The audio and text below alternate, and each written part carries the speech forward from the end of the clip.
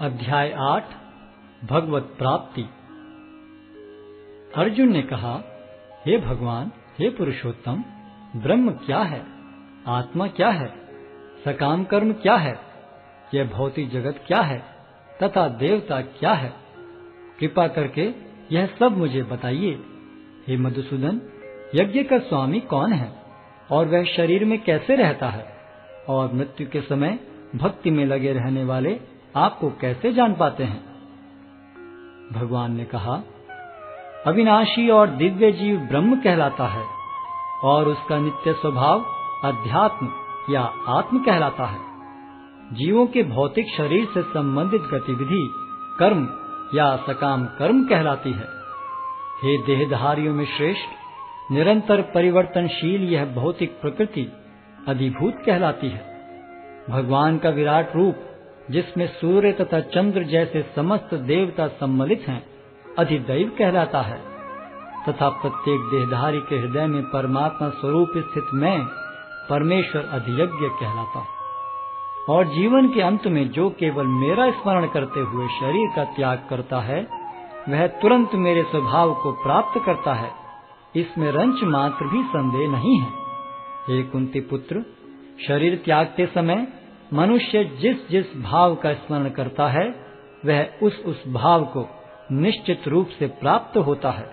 अतएव हे अर्जुन, तुम्हें सदैव कृष्ण रूप में मेरा चिंतन करना चाहिए और साथ ही युद्ध करने के कर्तव्य को भी पूरा करना चाहिए। अपने कर्मों को मुझे समर्पित करके तथा अपने मन एवं बुद्धि को मुझ में स्थिर करके तुम निश्चित रूप से मुझे प्राप्त कर सकोगे। हे पार्थ, जो व्यक्ति मेरा स्मरण करने में अपना मन निरंतर लगाए रखकर अविचलित भाव से भगवान के रूप में मेरा ध्यान करता है, वह मुझको अवश्य ही प्राप्त होता है। मनुष्य को चाहिए कि परम पुरुष का ध्यान सर्वज्ञ, पुरातन, नियंता, लघुतम से भी लघुतर, प्रत्येक का पालन करता, समस्त भौतिक बुद्धि से परे, अचिंत्य तथा नित्य पुरुष के रूप में करे। वे सूर्य की भांति तेजवान हैं और इस भौतिक प्रकृति से परे दिव्य रूप हैं।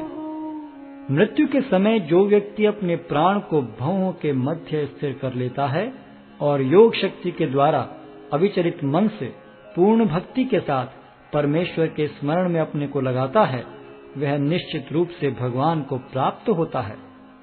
जो वेदों के ज्ञाता हैं, जो ओंकार का उच्चारण करते हैं और जो संन्यास आश्रम के बड़े बड़े मुनि हैं, वे ब्रह्म में प्रवेश करते हैं। ऐसे सिद्धि की इच्छा करने वाले ब्रह्मचर्य व्रत का अभ्यास करते हैं।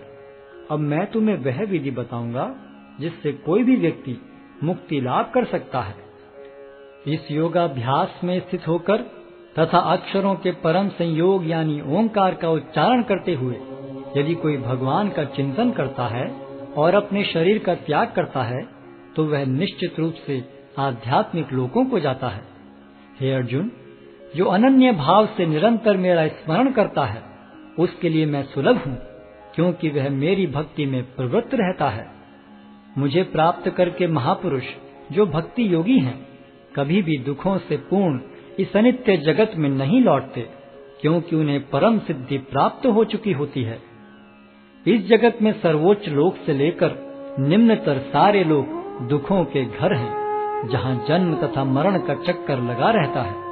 किंतु हे कुंती पुत्र, जो मेरे धाम को प्राप्त कर लेता है, वह फिर कभी जन्म नहीं लेता। मानवीय गणना के अनुसार 1000 युग मिलकर ब्रह्मा का एक दिन बनता है और इतनी ही बड़ी ब्रह्मा की रात्रि भी होती है। ब्रह्मा के दिन के शुभारंभ में सारे जीव अव्यक्त अवस्था से व्यक्त होते हैं और फिर जब रात्रि आती है तो वे पुनः अव्यक्त में विलीन हो जाते हैं। जब जब ब्रह्मा का दिन आता है तो सारे जीव प्रकट होते हैं और ब्रह्मा की रात्रि होते ही असहायवत विलीन हो जाते हैं। इसके अतिरिक्त एक अन्य अव्यक्त प्रकृति है जो शाश्वत है और इस व्यक्त तथा अव्यक्त पदार्थ से परे है। यह परा और कभी नाश न होने वाली है। जब इस संसार का सब कुछ लय हो जाता है, तब भी उसका नाश नहीं होता। जिसे वेदांती अप्रकट तथा अविनाशी बताते हैं, जो परम गंतव्य है, जिसे प्राप्त कर लेने पर कोई वापस नहीं आता, वही मेरा परम धाम है। भगवान जो सबसे महान है, अनन्य भक्ति द्वारा ही प्राप्त किए जा सकते हैं। यद्यपि वे अपने धाम में विराजमान रहते हैं, तो भी वे सर्वव्यापी हैं और उनमें सब कुछ स्थित है। हे भरत श्रेष्ठ, अब मैं तुम्हें उन विभिन्न कालों को बताऊंगा जिनमें इस संसार से प्रयाण करने के बाद योगी पुनः आता है अथवा नहीं आता। जो पर ब्रह्म के ज्ञाता हैं, वे अग्निदेव के प्रभाव में, प्रकाश में, दिन के शुभ क्षण में, शुक्ल पक्ष में या जब सूर्य उत्तरायण में रहता है, उन 6 मासों में इस संसार से शरीर त्याग करने पर उस पर ब्रह्म को प्राप्त करते हैं।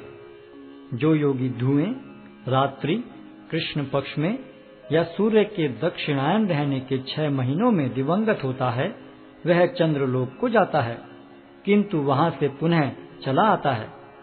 वैदिक मतानुसार इस संसार से प्रयाण करने के 2 मार्ग हैं, एक प्रकाश का तथा दूसरा अंधकार का। जब मनुष्य प्रकाश के मार्ग से जाता है तो वह वापस नहीं आता, किंतु अंधकार के मार्ग से जाने वाला पुनः लौट कर आता है।